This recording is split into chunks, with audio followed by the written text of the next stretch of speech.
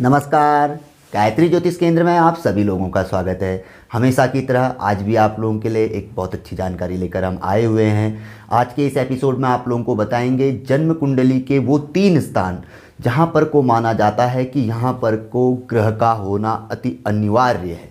यदि यहां पर को किसी व्यक्ति की जन्म कुंडली में कोई भी ग्रह नहीं है तो इसे थोड़ा सा अशुभ माना जाता है। अशुभ इसलिए कि यदि इन 3 स्थानों पर कोई भी ग्रह नहीं है तो व्यक्ति के जीवन में हमेशा धन की कमी बनी रहती है। व्यक्ति हमेशा धन के लिए तरसता है और व्यक्ति के जीवन में दरिद्रता बनी रहती है। हमेशा ही धन की कमी बनी रहती है, कर्ज में व्यक्ति डूबे रहता है और हमेशा ही परेशान रहता है। तो ज्योतिष शास्त्र मानता है कि इन 3 स्थानों में से एक स्थान पर भी ग्रह हो तो भी ठीक है, व्यक्ति के जीवन में धन आएगा। भले ही भरपूर मात्रा में ना आए, लेकिन व्यक्ति का काम कभी भी धन के बिना नहीं रुकेगा।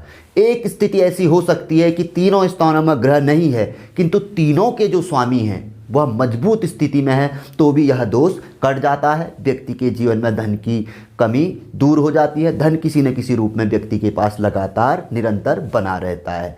यदि तीनों स्थानों में कोई ग्रह नहीं है और तीनों स्थानों के स्वामी भी बिल्कुल वीक हैं, डाउन हैं, तो समझ लीजिए कि यह बहुत ही बड़ी अशुभ स्थिति है।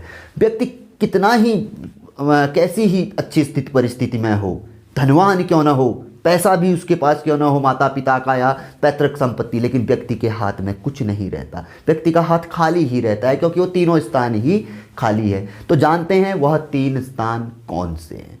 इनमें से पहला स्थान है धन का स्थान, दूसरा भाव। माना जाता है कि इस भाव में भले ही वह केतु हो, राहु हो, शनि हो या नीचस्थ ग्रह हो, होना अवश्य ही चाहिए। यदि यहाँ पर को धन भाव में कोई ग्रह नहीं है तो यह स्थिति अत्यंत कमजोर मानी जाती है। धन के प्रति व्यक्ति के जीवन में धन का अभाव रहता है।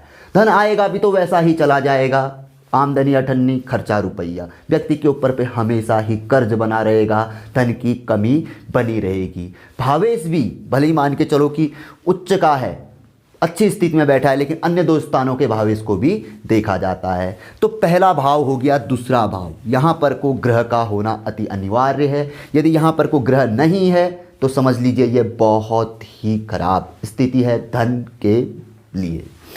अब दूसरा स्थान माना गया है लाभ भाव। जैसे धन का भाव है ऐसे ही लाभ। लाभ माने कि धन ही होगा, धन से ही लाभ या किसी भी प्रकार का लाभ, धन ही वहाँ पर को संबंध रखता है। तो ये एकादश भाव, इस भाव में भी ग्रह का होना अति अनिवार्य है। ज्योतिष शास्त्र के अनुसार इस भाव में कभी भी कोई ग्रह खराब फल नहीं देता हुआ, कैसा ही ग्रह क्यों ना हो। एकादश भाव हमेशा शुभ भाव की श्रेणी में आता है। तो यहाँ पर को भी ग्रह का होना अति अनिवार्य है। मान के चलिए कि दूसरे भाव का स्वामी और एकादश भाव के स्वामी दोनों की स्थिति वेल है, किंतु जो तीसरे भाव के बारे में हम बताएंगे, अगर उनकी स्थिति वेल नहीं है तो समझ लीजिए धन की कमी ही व्यक्ति के जीवन में बनी रहेगी। तो इन 2 भावों में ग्रह का होना अति अनिवार्य है। एक में भी हो तो चलेगा। यदि इन 2 स्थानों में भी ग्रह नहीं है, धन भाव में और लाभ भाव में, तो इसके अतिरिक्त तीसरे भाव में, जो तीसरा भाव हम आपको बताएंगे, वहाँ पर को तो ग्रह अति अनिवार्य तौर पर होना चाहिए। वह तीसरा भाव है द्वादश भाव, व्यय भाव। अब व्यय भाव हम क्यों कह रहे हैं? जब व्यक्ति के पास धन होगा तभी तो वह व्यय करेगा। यदि धन ही नहीं होगा तो व्यय कहां से करेगा? कर्जा लेके कितना व्यय करेगा? तो द्वादश भाव में भी माना गया है कि यहां पर को भी किसी न किसी तौर पर ग्रह होना अति अनिवार्य है। तीनों स्थानों में से यदि एक स्थान पर भी व्यक्ति के ग्रह है तो व्यक्ति के जीवन में कभी धन की कमी नहीं रहती है। किसी न किसी तरीके से व्यक्ति का काम चलते रहता है। धन की कमी बनेगी भी तो ठीक भी हो जाएगी। यदि तीनों स्थानों में ग्रह नहीं है तो समझ लीजिए कि हमने कहा कि कितना ही धनवान क्यों ना हो, माता पिता कितने ही धनी क्यों ना हो, तो व्यक्ति के हाथ में कभी धन नहीं रुकता, आता ही नहीं है, आएगा भी तो चला जाएगा। यह स्थिति मानी जाती है ज्योतिष शास्त्र के अनुसार। तीसरी, अगर तीनों के स्वामी, दूसरे भाव, एकादश भाव, द्वादश भाव के स्वामी यदि तीनों वेल स्थिति में है तो यह दोष कट जाता है। यदि दोनों के वेल हैं, किसी के भी एक का भी डाउन है, तो वो ही पुरानी स्थिति रहती है। तो ज्योतिष शास्त्र के अनुसार इन तीनों भावों में ग्रह का होना अति अनिवार्य है। तीनों में से एक भाव में भी कोई भी ग्रह बैठ जाए तो व्यक्ति के जीवन में कभी धन की कमी नहीं रहती है। ये वो सूत्र माना गया है ज्योतिष शास्त्र का जो तुरंत मतलब चमत्कारिक सूत्र है, जो अवश्य ही व्यक्ति के जीवन में घटित होता है, फल देता है। समझाने में हम आप लोगों को शीघ्र जल्दी समझाते हैं, क्योंकि यहाँ पर कोई समय आप लोगों के पास भी कम रहता है देखने का। तो मुझे उम्मीद है कि आप लोग इस बात को समझ गए होंगे कि दूसरे भाव, एकादश भाव, द्वादश भाव, इन तीनों भावों में से किसी भी भाव में ग्रह होना कितना अनिवार्य है। धनेश धन का स्वामी, लाभेश लाभ का स्वामी, व्ययेश जब धन होगा हमारे पास, जब हमारे पास कुछ होगा तभी तो हम व्यय करेंगे, जब होगा ही नहीं तो व्यय कहाँ से करेंगे। तो यहाँ पर कोई भी ग्रह हो जाए तो भी धन आता है व्यक्ति के पास व्यय करने के लिए, खर्च करने के लिए। तो यह बहुत ज़बरदस्त और प्रमाणिक सूत्र है ज्योतिष शास्त्र का। इसके लिए किसी को कोई जन्म पत्रिका या ज्योतिष जानने की ज़रूरत नहीं है। वो अपनी जन्म पत्रिका में देख सकता है कि या इन 3 स्थानों में ग्रह है या नहीं है, और दूसरा है या नहीं है उसके बाद की स्थिति जानने के लिए वह किसी अच्छे ज्योतिष से पता लगा सकता है कि तीनों भावों के स्वामी की स्थिति क्या है, वेल स्थिति में है या डाउन स्थिति में है। उसके पश्चात वह उपाय कर सकता है। इन तीनों के स्वामियों की युति को देखते हुए कई अच्छे उपाय हैं ज्योतिष शास्त्र में।